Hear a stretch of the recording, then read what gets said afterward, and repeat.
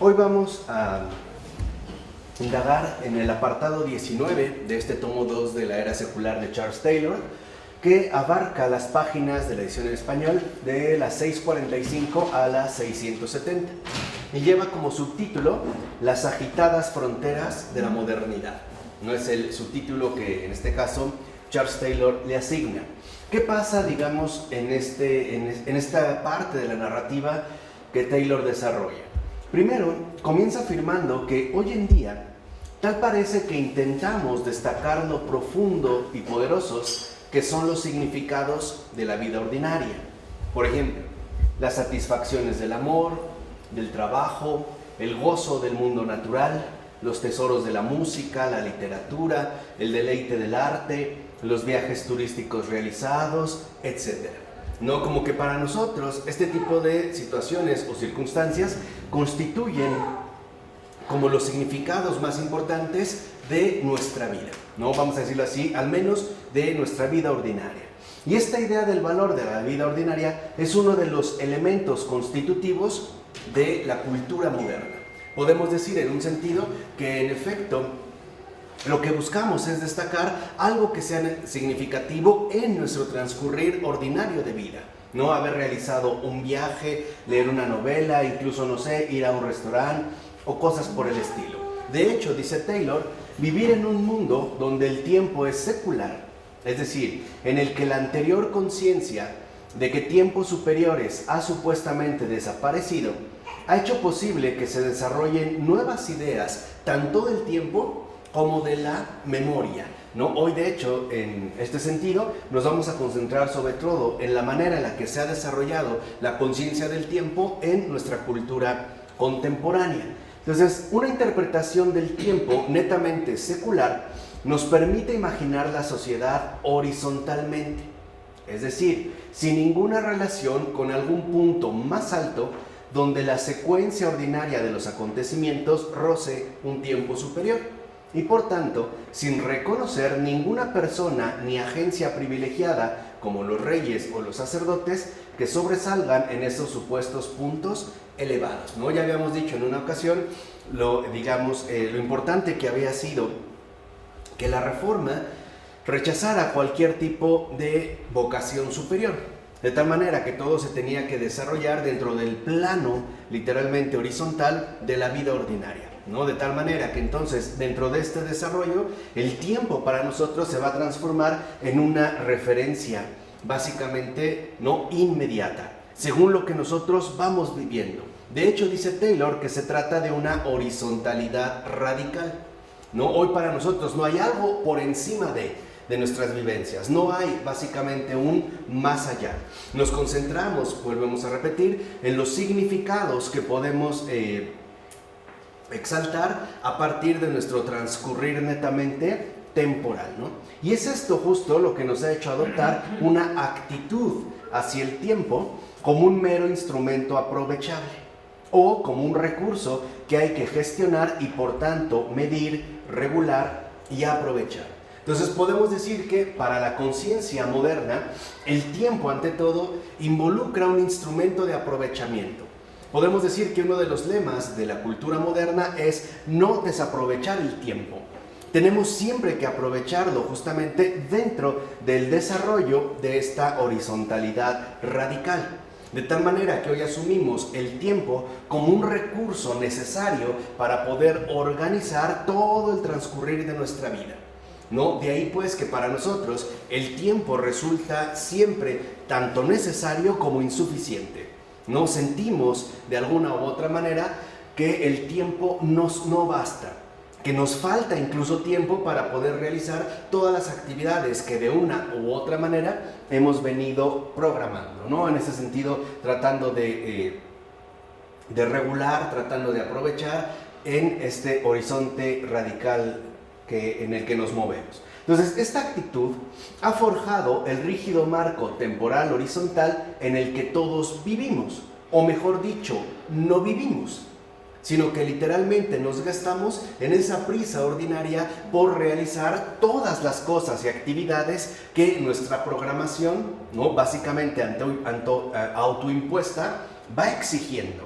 Entonces, para nosotros, justamente, este marco temporal horizontal rígido, ¿no?, nos aprisiona e incluso nos exige que nosotros nos concentremos netamente en él para poder aprovechar el tiempo lo máximo posible, ¿no? Y esto no nos lleva a vivir, ya hoy lo sabemos. Incluso por ejemplo, algunos de los síntomas que podemos destacar en el mundo moderno es el estrés, o bien la depresión, ¿no?, el cansancio crónico, etcétera, etcétera, etcétera.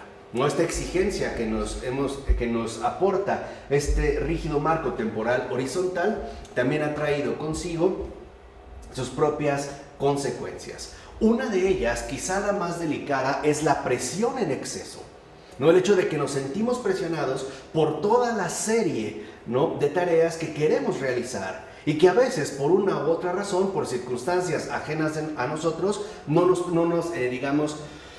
permiten, ¿no?, cubrir las exigencias de este marco temporal. Dicho de otra manera, esta presión hoy está bien codificada a partir de los horarios establecidos, ¿no?, en las instituciones dominantes del mundo moderno. Por ejemplo, si queremos ir al cine, hay un horario. Si queremos ir al banco, hay otro horario, ¿no? Todo está, digamos, ya como regulado por horarios. Y estos horarios ciertamente son inamovibles. De tal manera que si llegamos a un banco 1 minuto, 2 minutos tarde, está cerrado. No podemos hacer absolutamente nada, ¿no? Por eso dice Taylor, esta rigidez puede llegar a presionarnos en exceso, ya que solidifica nuestras respectivas rutinas, haciéndolas sumamente frágiles ante todo tipo de interrupción. Por un lado, pensaríamos que es un desgaste, un desaprovechamiento del tiempo que de una u otra manera hemos querido programar, pero también sugeriría que nuestras rutinas, por muy programadas que estén, no quedan exentas de circunstancias ajenas que la interrumpan. Y entonces no solo tenemos presión, también nos vemos expuestos a la frustración, ¿no?, por no estar, por así decirlo, ¿no?, al mismo ritmo que exige este marco temporal. Incluso esta interrupción, por ejemplo, puede llegar a ser vista como un inaceptable desaprovechamiento horizontal del tiempo, ¿no? Hoy sí pareciera que estamos obsesionados con hacer algo. Hasta hay personas que dicen claramente que no pueden estar tranquilas, siempre tienen que estar haciendo algo, lo que sea, ¿no? Lo que sea, así, no sé, arreglar su jardín, irse a caminar, escombrar, sacudir, barrer, pero tienen que estar haciendo algo o ejercicio. Porque si en algún momento, por ejemplo, cesara las actividades que realiza, vendría de inmediato la sensación de que está desaprovechando el tiempo y por lo tanto que su vida se está perdiendo, ¿no?, de una o de otra manera. Tenemos que entonces comprometernos dentro de este marco con el desgaste vivencial a partir del tiempo cronológico. Es decir, el tiempo medido, ¿no? Hoy hay muchas personas que quizá ya tienen plenamente fijadas sus agendas. Se duermen a tal hora en punto, se despiertan a tal hora llegan, a tal hora salen, a tal hora comen, a tal hora tal. Pero si hay un imprevisto, toda esta programación se puede venir abajo y nos sentimos profundamente afectados, ¿no? No solo por la presión que tenemos, sino por la frustración que también esto trae consigo. Entonces dice Taylor que nuestras vidas se construyen a partir de distintos momentos temporales gestionados, es decir, según el paso del tiempo que siempre nos aprieta y sofoca, ¿no? Hoy vivimos básicamente bajo la tiranía rígida que impone este marco temporal, ¿no? Digamos, estamos como aprisionados justamente en estos momentos temporales. Y esto ha traído, al mismo tiempo, dice Taylor, una idea diferente de nuestra ubicación, tanto en el tiempo como en el espacio. Pero, ¿qué otra alternativa hay? ¿En cuál? Para vivir esta vida, ¿qué otra alternativa hay? Bueno, por ejemplo, la alternativa para romper la rigidez de este marco temporal es reposar en la trascendencia o en la eternidad. O sea, digamos, no asumir el tiempo como un enemigo, sino como una oportunidad para la eternidad. Cargando la cruz. Cargando la cruz, de tal manera que entonces nuestra vida se modifica por completo. En pocas palabras, el que verdaderamente está en comunión con la eternidad no tiene prisas. No hay prisa porque a final de cuentas el tiempo es un medio. Lo fundamental en este caso sería el fin, o sea, la propia eternidad. lo cual nos invitaría por lo menos a que nuestras prácticas de vida fueran distintas a las que impone la rigidez del marco, o digamos de esta horizontalidad radical, ¿no? Entender, vamos a decirlo de otra manera, la alternativa es comprender que somos seres temporales para la eternidad, que el tiempo no es lo que importa en sí mismo, y que incluso lo que nos puede parecer desperdiciar la vida, como por ejemplo dedicar tiempo a la oración, no es para nada un desperdicio, sino por el contrario, puede ser la ganancia mayor que podemos obtener dentro de nuestra propia temporalidad. Pero dice Taylor que podemos identificar entonces dos formas en las que se puede moldear el tiempo en nuestro mundo, no digamos bajo esta tiranía. La primera es mediante ciclos rutinarios como forma recurrente de gestión vivencial. Por ejemplo, la rutina diaria, la semana, el mes, el año y sus estaciones, las épocas de actividad intensa, las vacaciones, etc. Esta es una primera manera, ¿no? O sea, lo tratamos de gestionar en base a estos ciclos rutinarios a partir de los cuales vamos gestionando nuestra propia vida.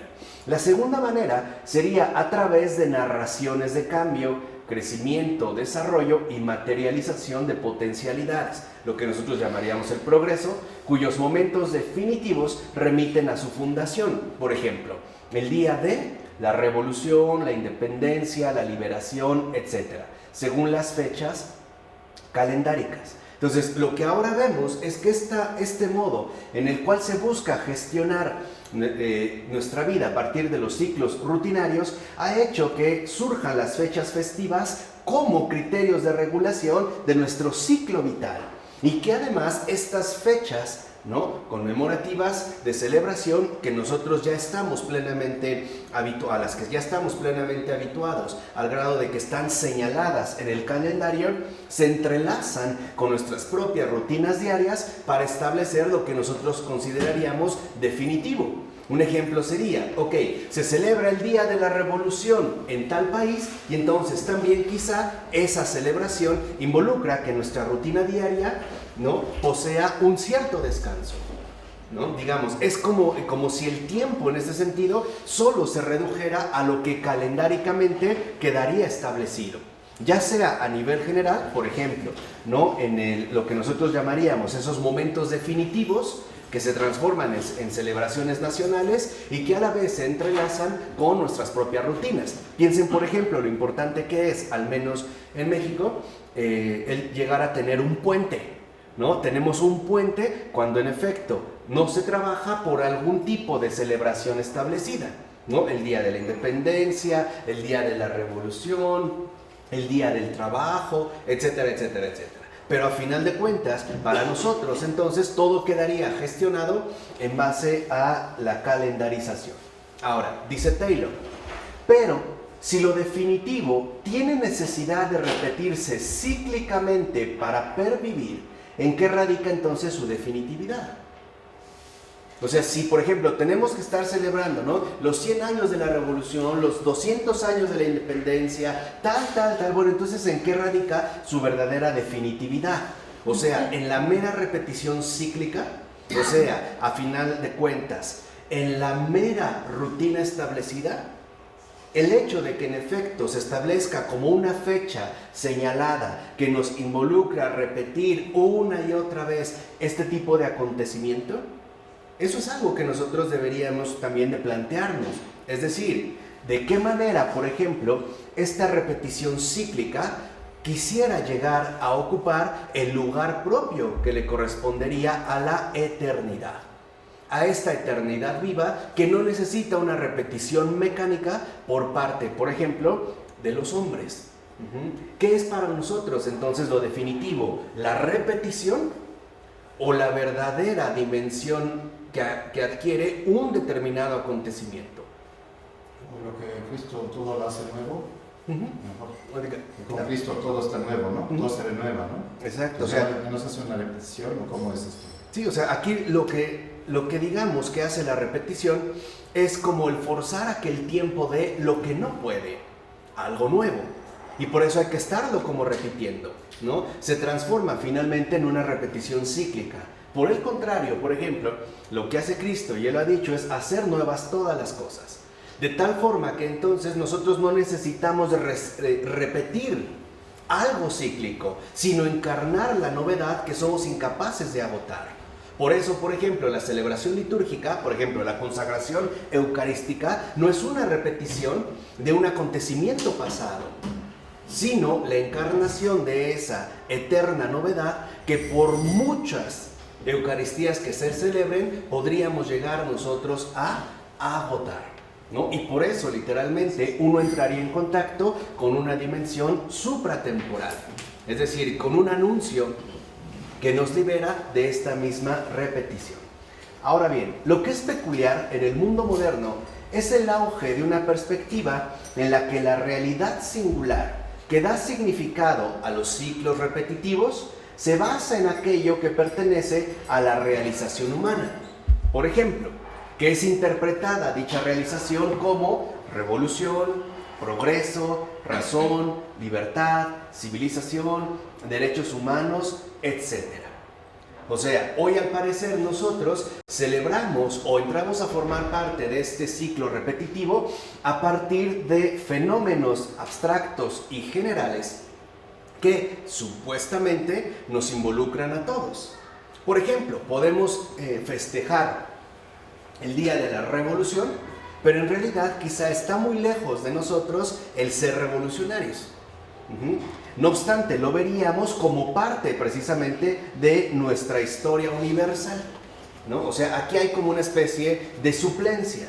Lo que antes lo podían, digamos, ¿no? O lo que antes ocupaban los acontecimientos revelados, ¿no? Ahora van a ser sustituidos por estas realizaciones humanas generales que son entendidas como aportes benéficos para todos y que justamente eso le daría, digamos, como su valor en tanto acontecimientos que deben ser, en este sentido, celebrados.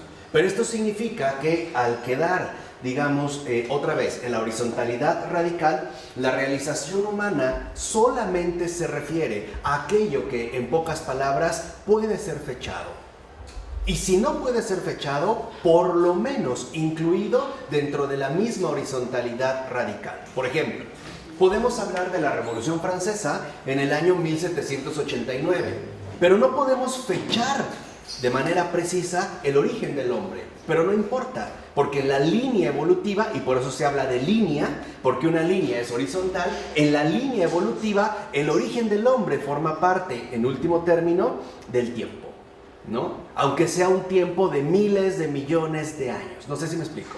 Esta es parte justamente de nuestra conciencia temporal, de tal forma que ahora la linealidad, lo que nosotros vemos como una línea del tiempo, parece ciertamente dominar nuestra propia conducta y nuestras propias formas de vida.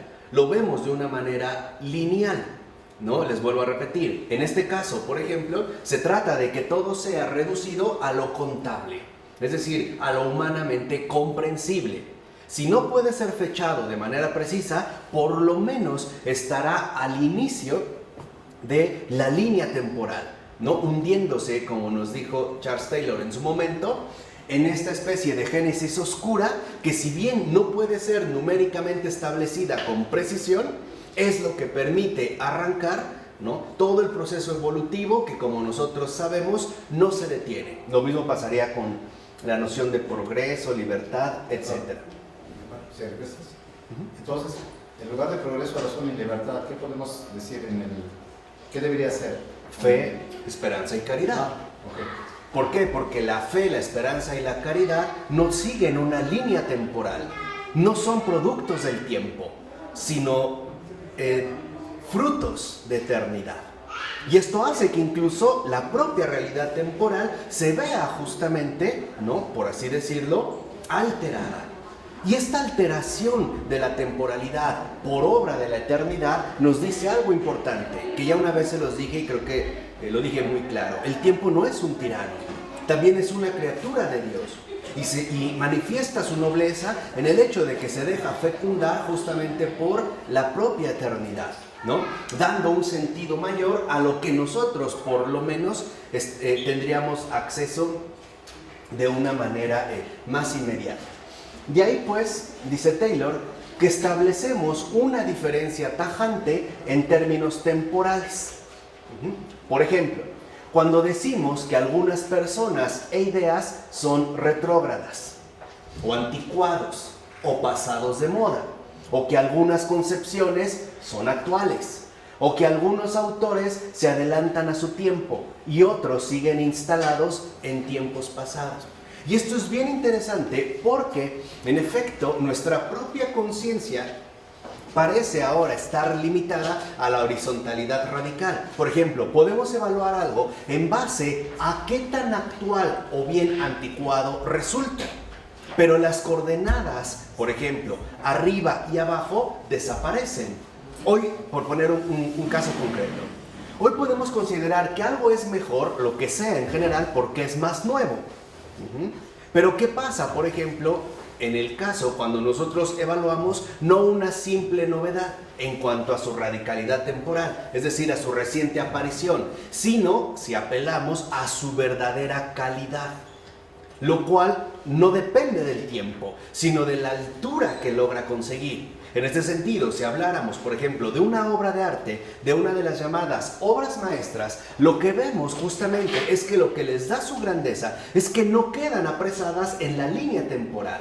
De hecho, podemos decir que son obras que han logrado trascender el tiempo, ¿no? Por mencionar un caso. Lo mismo ocurriría, por ejemplo, en alguna obra literaria.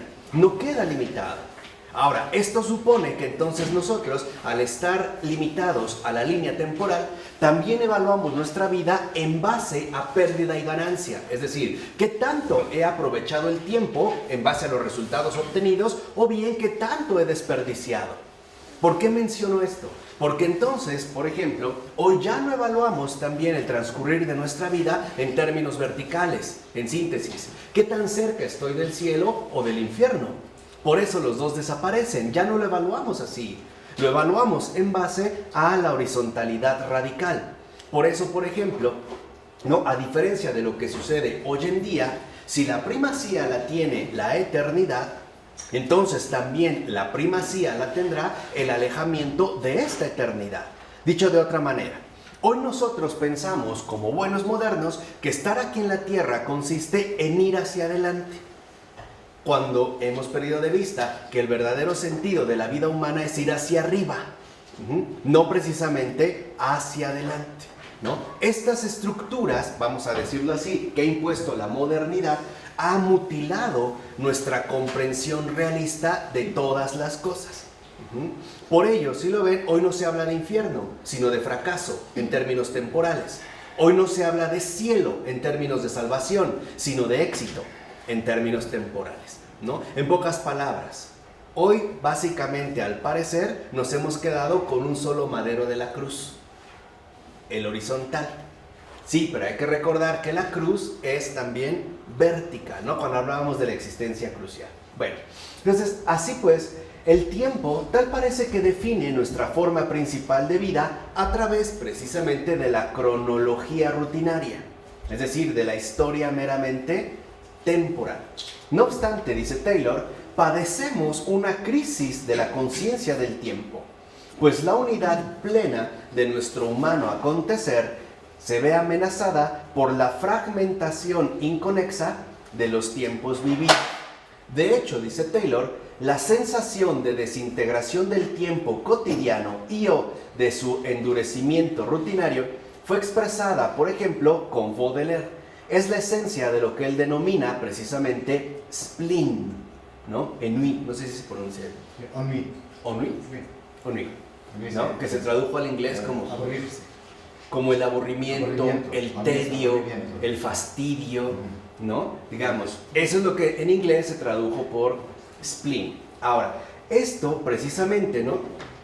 A lo que buscaba apuntar Baudelaire es que lo que nosotros llamamos tiempo cotidiano en sí mismo, o sea, la temporalidad, ¿no? Secular, lo meramente lineal, la horizontalidad radical, no posee ningún tipo de vida propia. ¿Por qué? porque se traduce en una mera repetición mecánica. Le falta el aliento vital, ¿no? Vamos a decirlo así, tiempo sin eternidad es una prisión insoportable, es ennui, es spleen. Esta, digamos, era una de las denuncias que hace Baudelaire. Por su parte, Proust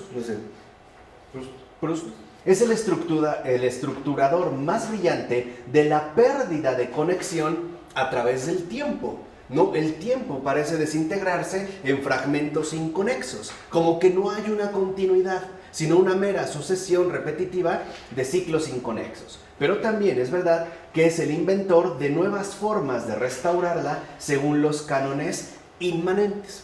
Entonces, lo que Proust, en su obra En busca del tiempo perdido, ¿no?, que son varios tomos, una obra también densa, no en este sentido bastante densa, nos brinda es una idea de un tiempo superior, nacida de la sensibilidad de la vida moderna en el flujo del tiempo secular, ¿no? Vamos a decirlo así en esta novela, pues aparte sí son varios volúmenes. Entonces, ¿él es católico? No, justamente lo creyente. Es lo que vamos a ver que va a tratar de hacer. O sea, lo que va a tratar de hacer es como dignificar la temporalidad sin recurrir a la trascendencia. Al revés, justo lo contrario. Entonces, según Proust, las conexiones entre momentos muy espaciados, fíjense, no se miden por el orden del ser ni de la historia sagrada. O sea, no se miden por la trascendencia, sino que se les hace aparecer estas conexiones a través de la experiencia sensual mundana, como la Magdalena, que es un pan, ¿no? Le dedica una gran descripción a esta Magdalena, o bien a la visión de los adoquines. Dicho de otra manera, en ese sentido, por ejemplo, Proust lo que busca mostrar es que en efecto la experiencia sensual mundana no necesita de nada exterior para poder encontrar lo que nosotros llamaríamos sentido. Entonces, en este caso, de la experiencia vivida nace que, o bien encontremos el camino para escapar a la jaula de hierro, es decir, el encarcelamiento en la rutina, que sería algo así como la leyenda romántica de lo sublime, o bien que transfiguremos el mundo del ennui, o bien que nos reconectemos con el tiempo perdido. Y esto es justamente uno de los planteamientos que Proust va a realizar. Sin embargo, lo que dice Taylor es que la experiencia vivida, la experiencia sensual mundana, no está exenta de serias dificultades. No es tan fácil, pues, tratar de volver o tratar de engrandecer, ¿no?, la rutina mundana de la horizontalidad radical, por lo menos en el sentido que Proust busca hacer. De hecho, dice Taylor, una de las cosas que dificulta enormemente mantener una idea de significado superior de la vida ordinaria, más allá de las Magdalenas y los adoquines, o sea, más allá de Proust, concretamente en las relaciones amorosas, es la muerte. Y este es, digamos, como un punto fundamental que ahora iremos indagando. Y dice Taylor, y no es solo que nos importe mucho la persona, y que por tanto se produzca un enorme y doloroso vacío en nuestra vida cuando nuestra pareja fallece, que es como la explicación más sencilla que suele darse, ¿no? No, dice, sino que de hecho, ¿no?, son de hecho tan significativas que parecen reclamar eternidad. Y ese es, digamos, como el punto fundamental, ¿no? ¿Qué sucede, por ejemplo, cuando muere la persona amada? Entra en crisis nuestra experiencia vivida mundana, por así decirlo. El castillo que nosotros habíamos creado en torno a la noción de sentido, si bien no se derrumba, por lo menos puede tambalearse de manera drástica. ¿Por qué? Porque por su propia naturaleza, el amor profundo participa de la unificación del tiempo, es decir, de una reunión en la eternidad. En pocas palabras, lo que nosotros vivimos como temporal reclama eternidad, ansía eternidad. Piensen qué curioso sería si, por ejemplo, decidimos casarnos o proponer matrimonio y le dijéramos a esa persona, ¿te casas conmigo? Y dijera sí, y de inmediato le dijéramos, pero nos vamos a divorciar. Acuérdate, porque pues, todo es temporal. Todo lo que empieza tiene que acabar, ¿no? Hay este reclamo de eternidad. Entonces dice Taylor, bueno, ¿qué pasa con la muerte? De hecho, en la actualidad, el rasgo más sobresaliente de la muerte, o sea, el profundo drama que la rodea, es la separación de los seres queridos. Porque esto quebranta nuestro marco meramente temporal. Es decir, al menos el cuestionamiento de ¿aquí acaba todo? ¿En serio? O sea, claro, me voy a tratar de ir a la busca, ¿no?, propuesta por Proust, del tiempo perdido, ¿no?, para establecer las conexiones que dignificarían este mismo marco temporal inmanente. La cosa no parece ser tan sencilla. Allá hay un cuestionamiento. Entonces, aunque no siempre ha sido así, pues a finales de la Edad Media y comienzos de la Edad Moderna, lo más importante no era la muerte en sí, sino el juicio, tanto humano como divino, al que enseguida iba a tener que enfrentarse el fallecido, ¿no? Quizá el que lo ha expuesto de una manera más nítida sea Agustín de Hipona, cuando Agustín de Hipona dice que no te preocupe la muerte, preocúpate por lo que viene después. Entonces, la muerte no es un punto terminal, es más bien también un conducto que nos conduciría en último término a algo superior, y hay que decirlo, tanto humano como divino, porque, como en efecto sabemos, el juicio es el estar en presencia de la verdad, ¿no?, el quedar expuesto a la verdad, y también humano por la serie también de enjuiciamientos que va a hacer la gente que nos rodeaba o que de cierta manera nos conocía, ¿no? Incluso este juicio humano podemos decir que con sus respectivas matizaciones podría oscilar entre un polo positivo y un polo negativo. El polo positivo, por ejemplo, en este enjuiciamiento sería algo así como lo que sigue: híjole, qué lástima que murió, era una gran persona, aprendí mucho de él, es una gran pérdida, etc. Y dentro de estas matizaciones se podría dar, digamos, el caso del polo negativo, en el que dijéramos qué bueno que se murió porque era un maldito, un desgraciado, no, ojalá esté en el infierno, etcétera, etcétera. O sea, también ello lo vamos a tener que abordar, nos guste o no. Ahora bien, dice Taylor, tan solo porque el infierno ha desaparecido, por supuesto, de nuestro imaginario, no realmente, pero las relaciones amorosas ocupan un lugar central en el significado de nuestras vidas, vivimos con mayor angustia la muerte de la pareja como tal, ¿no? Lo vivimos con un miedo aterrador. El marco inmanente lo que hace es intensificar la finalización. El miedo a que finalmente qué va a suceder cuando, de manera inevitable, tenga que morir. Y esta es la razón por la que la mayor crisis en torno a la muerte proviene de la muerte de alguien a quien amamos. Y no solo porque quisiéramos continuar nuestra relación con esa persona el mayor tiempo posible, como en cualquier experiencia placentera, sino porque todo gozo se esfuerza empuja a ser eterno. De hecho, todo gozo pierde su intensidad de significado si no perdura. Lo veríamos como un fraude. Ahora bien, si volvemos la vista atrás, pero ya no hacia adelante, sobre el conjunto de nuestra vida, sobre esos momentos felices de otros años, parecen revivir en el viaje de ese instante. Y entonces nos decimos, es que recordar es volver a vivir. Y nos volvemos fanáticos de los álbumes fotográficos. Ay, mira cuando fuimos a Acapulco, cuando tuvimos tal cosa, ¿no? Digamos, es parte de la nostalgia moderna que aqueja a muchas almas, ¿verdad, Mano? Parece, pues... A una tía Fernando eso le preguntaba por qué amaba a su hijo. Y él se ponía loco cuando él hacía esta pregunta. Porque yo no había sentido que lo amara si todo se iba a acabar, si todo iba a ser en cero. ¿Por qué lo amara? ¿Por qué amas a tu hijo? No tiene respuesta. No tiene, sí, y aquí lo dice, ¿no? Claro. No tiene significado. No, y adelante lo va a decir también explícitamente, sí, cuando se habla del no creyente. Hasta más se ofendía cuando le hacía esa pregunta. Y yo le voy a preguntar, ¿pero por qué lo amas si todo se va a acabar? Claro. ¿Cómo lo puedes amar? Yo no podía amar a alguien que va a acabar. ¿Por qué? Pero hasta ni eso lo entienden, ¿eh? Sí, ¿no? Parece pues entonces que asistimos al eterno retorno, es decir, al modelo pagano, al retorno de lo que en ese momento era imperecedero, pero en realidad no lo fue. Nos volvemos otra vez cíclicamente regresivos, ¿no? Recordamos los viejos momentos. Entonces hay personas que les gusta ir, cumplieron 50 años de casados y nos vamos a ir a la playa donde fue nuestra luna de miel. como buenos paganos, ¿no? Otra vez, el tiempo regresivo, ¿no? Quieren ver la puesta del sol. La puesta del sol, etcétera, pero sigue siendo lineal.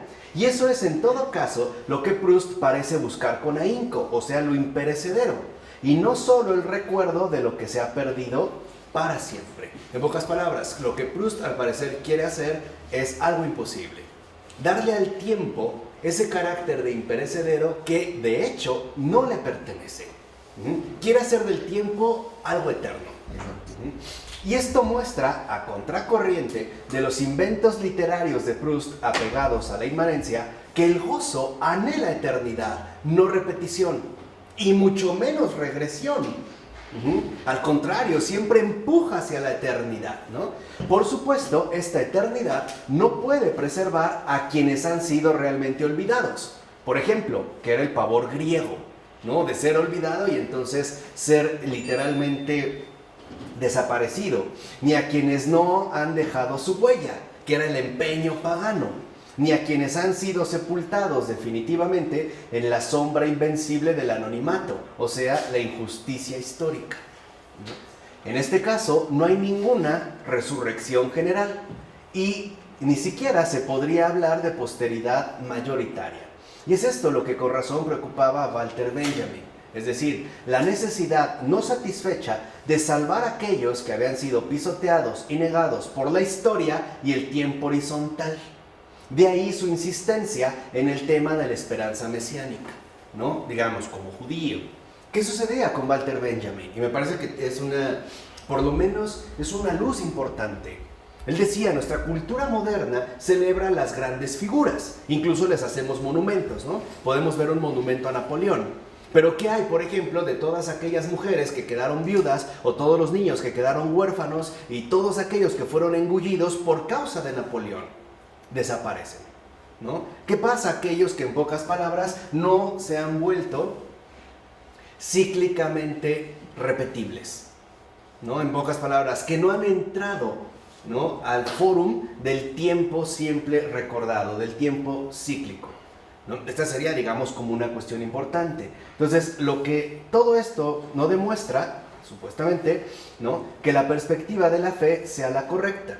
Simplemente indica que el anhelo de eternidad no es eso trivial e infantil que se suele suponer. Además, esta conexión de la muerte con el significado profundo se refleja en dos rasgos de la vida humana tal como la entendemos hoy. El primero es que la forma de afrontar la muerte, contemplando nuestra vida como algo que está a punto de llegar a su fin, puede precipitar la pregunta del ¿para qué hemos vivido? ¿En qué ha quedado todo? ¿De qué sirvió estar vivo?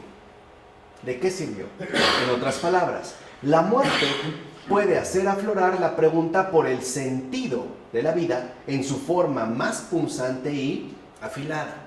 Muchos pueden experimentar el hecho de que su vida ha sido un verdadero fracaso, ¿no? Y esto es lo que subyace a la afirmación de Heidegger de que la existencia auténtica comporta una actitud de Sein zum Tode, ser para la muerte, ¿no? Ser, digamos, para esta cuestión que nos va a llevar justamente a el acontecimiento más radical. Ahora, el segundo rasgo consiste en que los afligidos o los abandonados luchan por aferrarse al significado que han construido con el difunto o difunta cuando inevitablemente dejan marchar a la persona.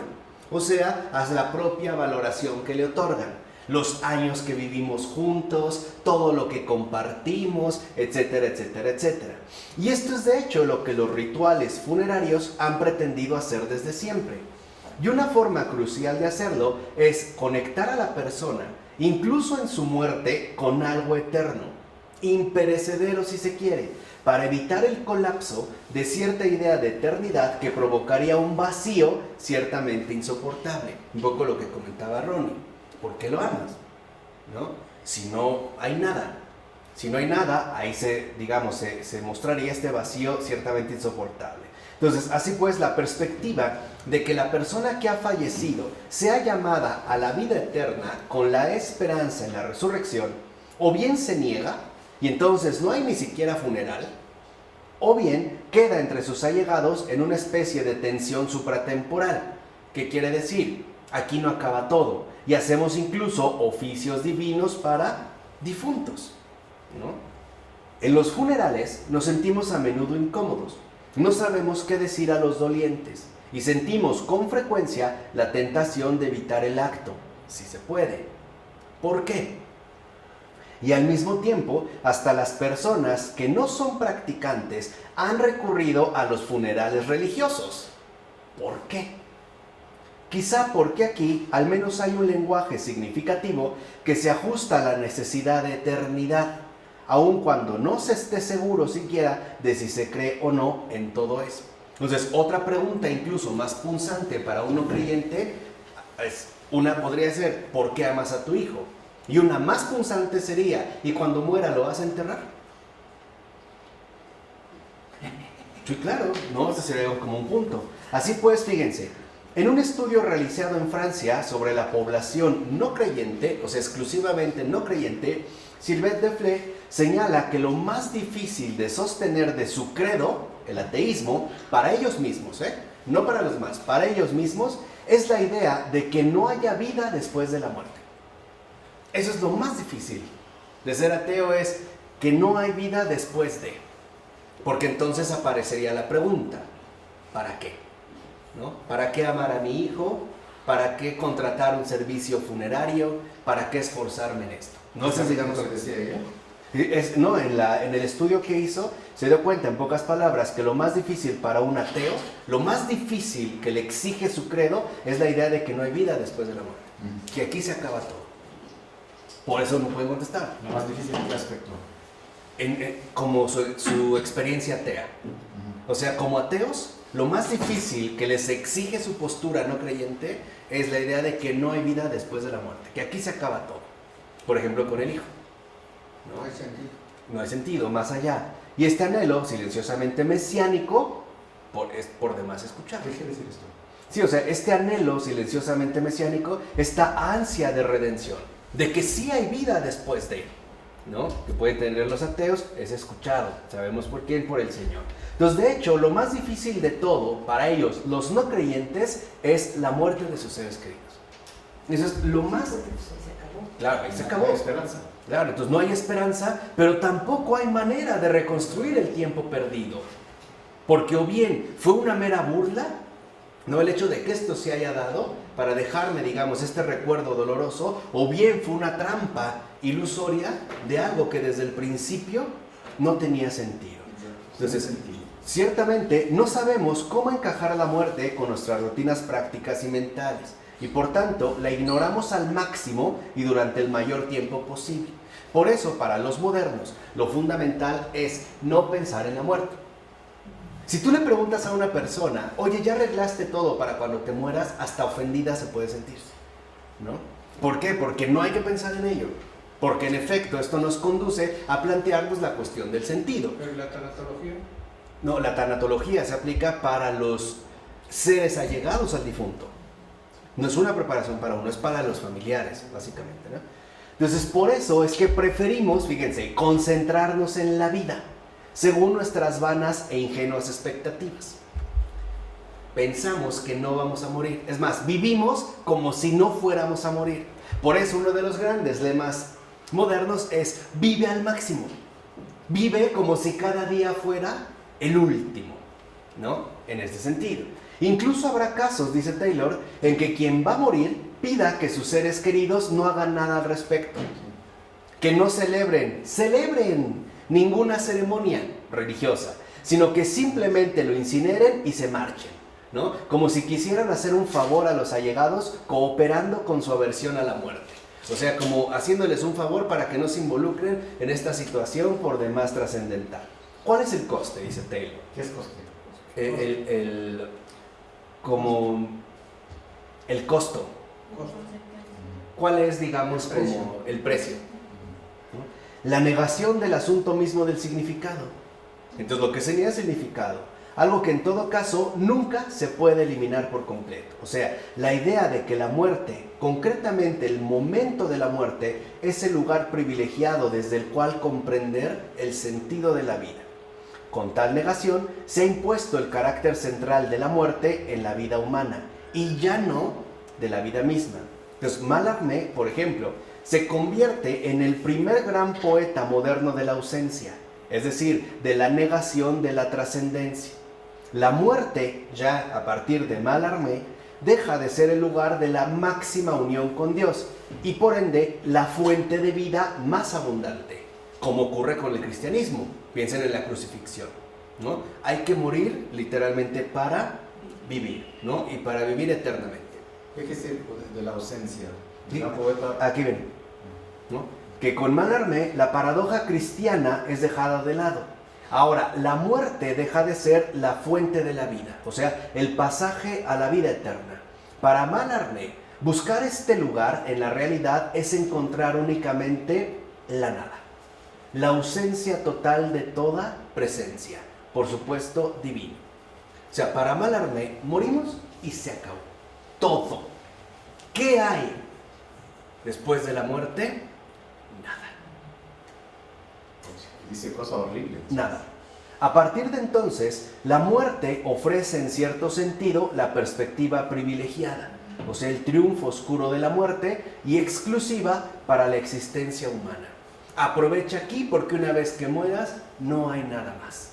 Por eso les decía, ¿no? El lema moderno de vive tu vida al máximo, vive como si fuera el último día, vive, vive, vive. O sea, aléjate del significado, ¿no? No te plantees la cuestión del sentido que de manera inevitable te conducirá a la trascendencia. Pero también yo veo que como que quiere decir que no hay que tenerle miedo a la muerte. También, ¿no? Que en este aspecto la muerte está bienvenida. Como que bienvenida a la muerte, ¿no? ¿No es así? ¿No? Sí, o sea, sí, Porque digamos, el triunfo oscuro. es el triunfo oscuro de la muerte. Oscuro de la muerte, como que la muerte es algo favorable ya. Claro, porque lo único que hay es eso, Sí. nada, ¿no? Muerte total, ¿no? Y esto se pone de moda con Sartre, Camus, Foucault, la muerte del hombre, que curiosamente ocurre no mucho después de la muerte de Dios. Primero, ¿no? En el siglo XIX se anuncia la muerte de Dios y poco después acude sin remedio el propio hombre a su funeral. También muere el hombre. Y esto trae consigo la revuelta contra la primacía de la vida, es decir, contra Jesucristo, a favor de la muerte, cuyo exponente más influyente ha sido sin lugar a dudas Nietzsche. Y yo también me atrevería a agregar Heidegger, después de Nietzsche. Entonces ahora lo que hay que hacer es apología de la muerte, ¿no? Y por lo tanto rebelarnos contra la propia vida, al grado de que hoy sabemos que este privilegio otorgado a la muerte, este triunfo oscuro de la muerte, se refleja en múltiples prácticas sociales como el aborto, la eutanasia, etcétera, etcétera, etcétera. El privilegio ya se coloca en la muerte, no en la vida. Entonces, a partir de entonces, nuestra cultura moderna se agita e inquieta ante la primacía de la vida y se hunde en la muerte, incluso el hombre mismo, Por ello tampoco no es casual que haya salido, por ejemplo, esta otra contradicción del culto a la Santa Muerte. Ahí se ve incluso en esa línea, ¿no?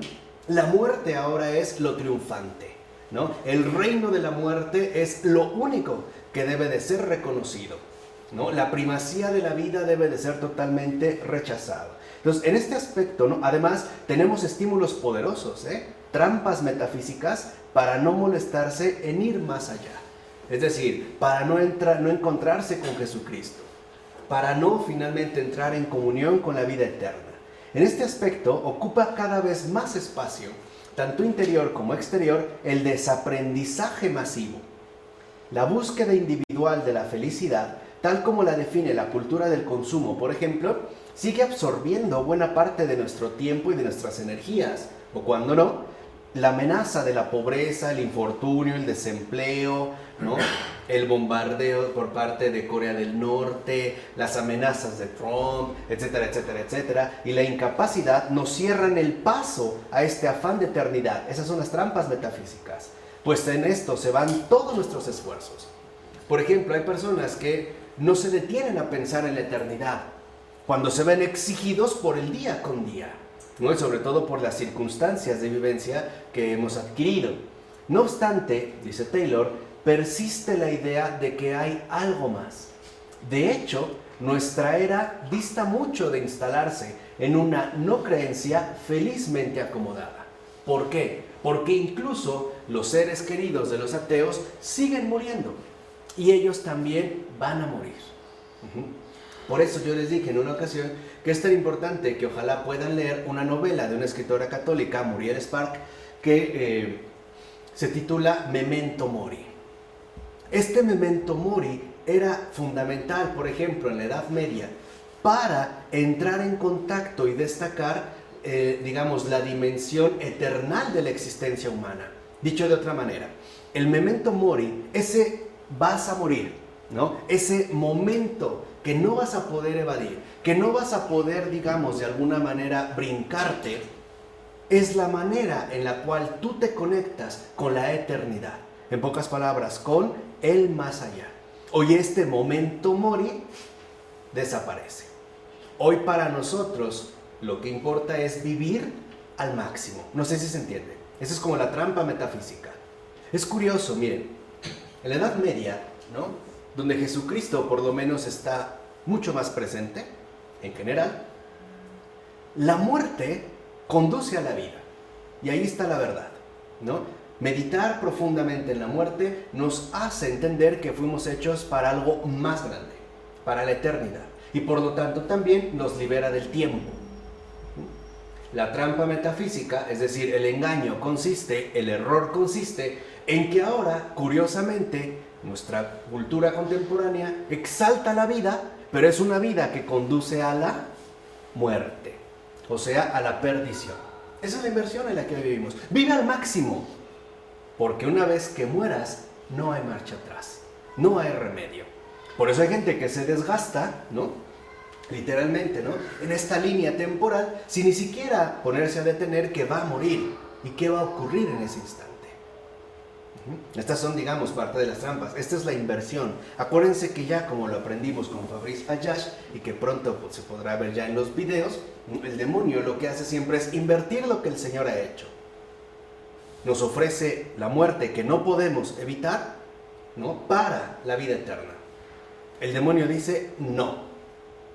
Explota y aprovecha tu vida al máximo para que al final solo te encuentres cara a cara con la muerte, es decir, conmigo.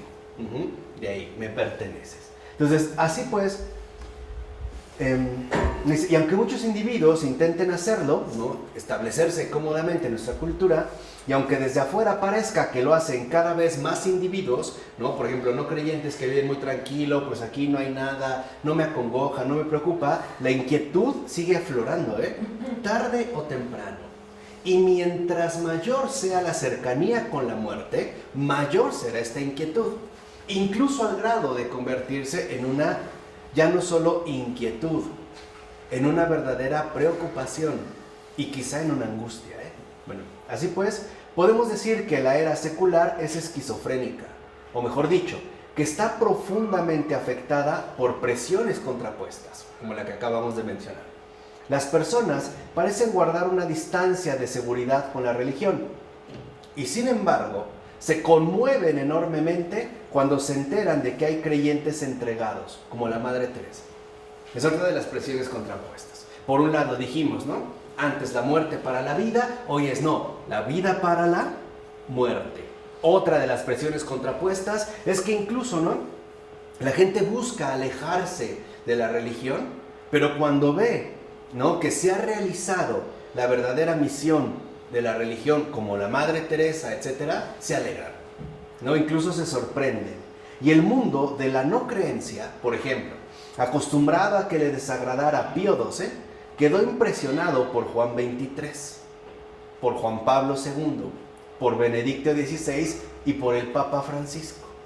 Es como si muchas personas que no quisieran practicar la fe desearan en todo caso escuchar el mensaje de Cristo, verlo realizado y proclamado a los cuatro vientos. ¿Por qué? Porque esta inquietud y este anhelo de eternidad no se puede erradicar completamente del alma humana. Y lo que se olvida el no creyente es que antes de su postura es también un hombre. Y como hombre va a morir. Y no solo él, todos los que les rodean. y quizá le toque verlos caer uno a uno hasta que le llegue el turno. Bien, porque está el deseo de encontrar con Dios, está la ley natural. Pues, por más que se nieguen a sí mismos, queda algo, queda un rasgo que no puedan borrar, que es la presencia de Dios que los sostiene. Y eso es lo que... Claro, creo que es, y esto es lo que ejerce estas presiones, ¿no? Entonces dice Taylor, para concluir este apartado, estas son algunas de las extrañas y complejas condiciones de la creencia y la no creencia en nuestros días.